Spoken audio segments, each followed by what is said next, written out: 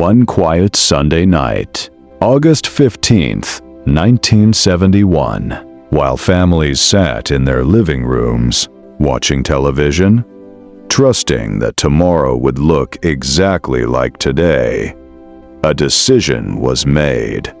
Oh, no public vote, no economic referendum, oh, no warning printed on the front page of newspapers. And yet, that decision silently changed the value of every dollar in your pocket, your salary, your savings, your future. Here's the unsettling part. Nothing looked different the next morning. Banks opened. Stores functioned. Paychecks cleared. But beneath the surface, the foundation of global money had shifted.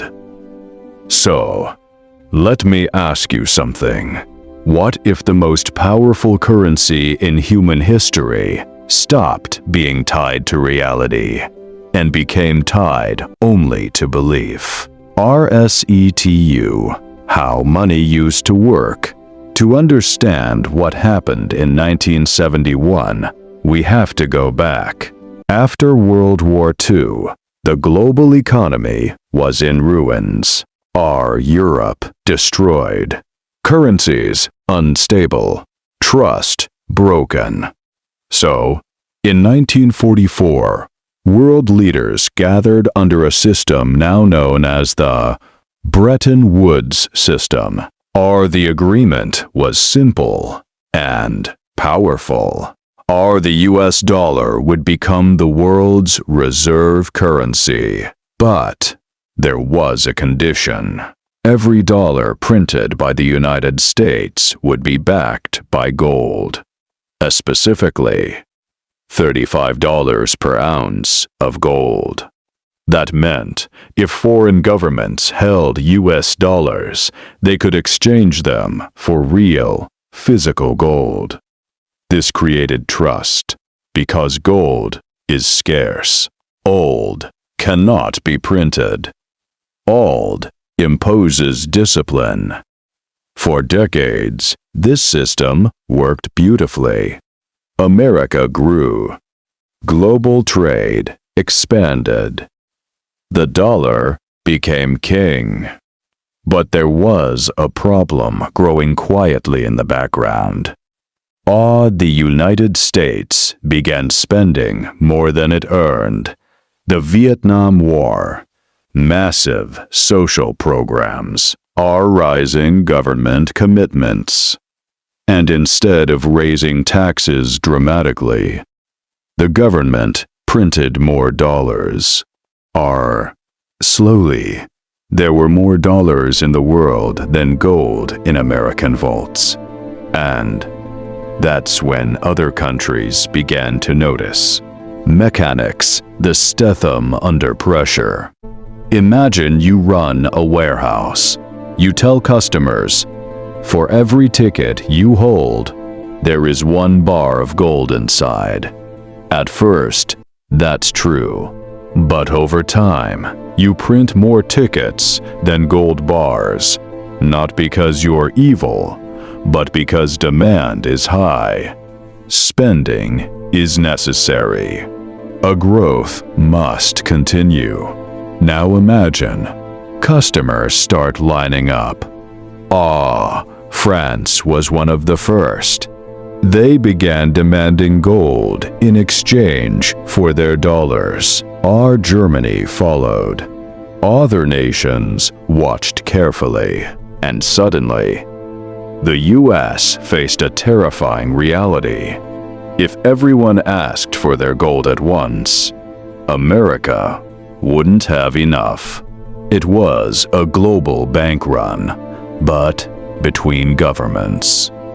So on August 15th, 1971, President Richard Nixon went live on television, all calm voice, confident tone.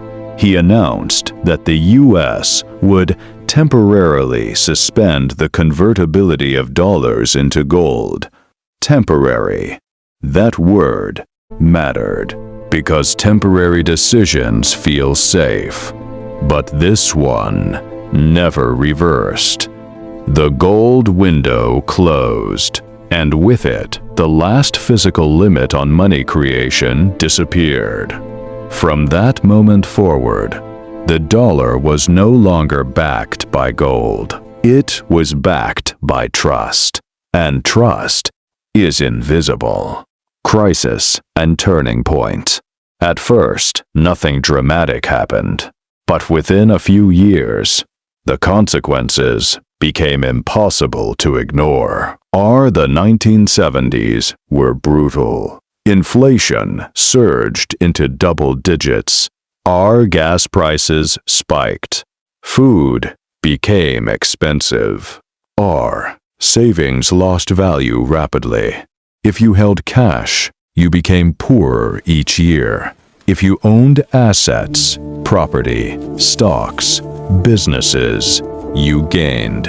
This was the Great Shift. Before 1971, money was anchored.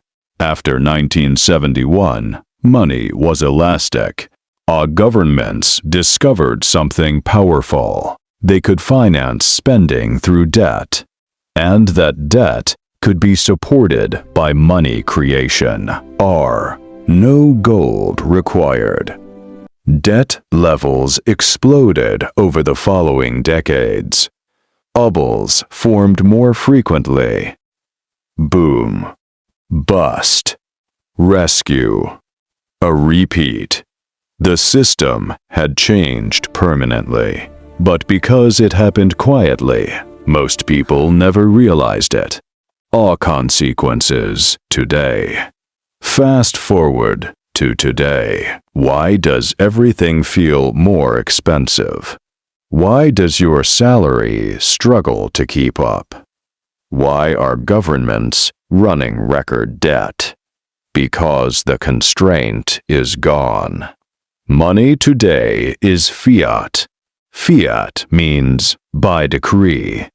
It has value because a government declares it has value, and because we collectively agree to believe it.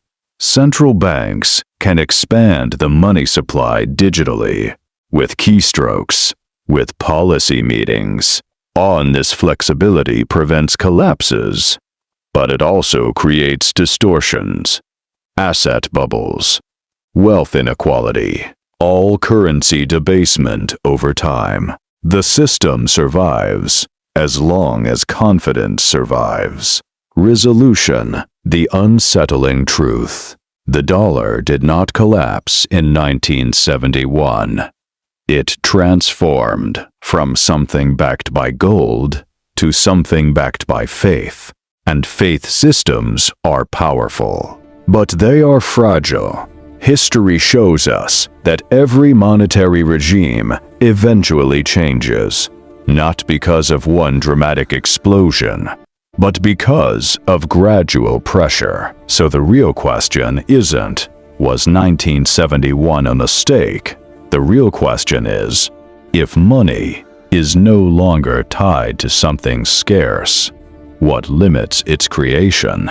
And if the answer is simply trust, what happens the day that trust begins to crack? Tell me what you think.